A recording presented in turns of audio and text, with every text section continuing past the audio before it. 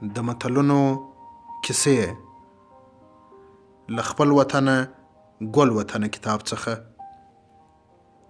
د کتاب لیکوال عبدالنافع همت، ویاند او چمتو کوونکی سید لودین. متل دی وای دومره بخت په ملت سوي چې کاکو به مې میړه وي. کاکو په کنداري لهجه کې د درناوي او ناز له امله کاکا یا اکا ته وایي، لکه درخانۍ، لالا او ماما ته چې درخو، لالو او مامو ویل کیږي. وایي چې یوه ښځه په ځوانۍ کې کونډه سوه.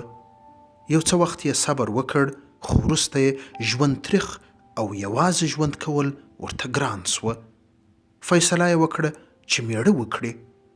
لیورونو او تربرونو یې ورته ویل چې یوازې به په کور او تربرونو کې میړه کوي او بس. دی چې وکتل نو خپل یو لیور چې خلکو کاکو باله د واده لپاره خوښ کړ. خو له شرمه یې چاته نسوی ویلی چې زه غواړم له کاکو سره واده وکم. کاکو که څه هم بله ښځه درلوده، خو تر نورو لیورونو ځوان او له ښځو سره په ګزاره کې ښه و. ورځې شپې همداسې تېرېدې. یو وخت یې اندرور یعنې د کاکو میرمن ورباندې پوه سوه چې دا غواړي زما له میړه سره واده وکړي. اندرور غوښتل چې ځان ډاډه کړي چې رښتیا کونډه غواړي زما له میړه سره واده وکړي او که هسې ما ګمان ورباندې کړی دی. هغه و چې کونډې ته د دوی یو تربور ور یاد کړ چې هغه غواړي ستا سره واده وکړي. کونډې وویل چې د هغه سړي رنګ څنګه دی؟ اندرور یې وویل چې په رنګ کې کټ مټ لکه کاکو داسې دی.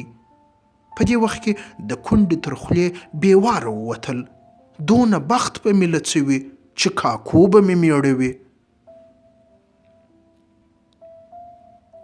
یادونه: دا متل په زابل ولایت کې ویل کیږي.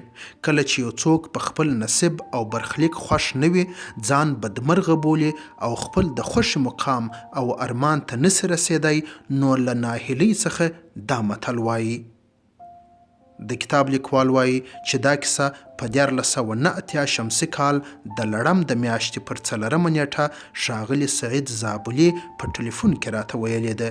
ښاغلی زابلی د زابل ولایت شملزو ولسوالۍ ژیڅ دیار سیمې د غبرګې کلي اوسیدونکی دی. څه ښه یې ویلي دي، دونه بخت په ملت سوي چې کاکو به مې میړه وي.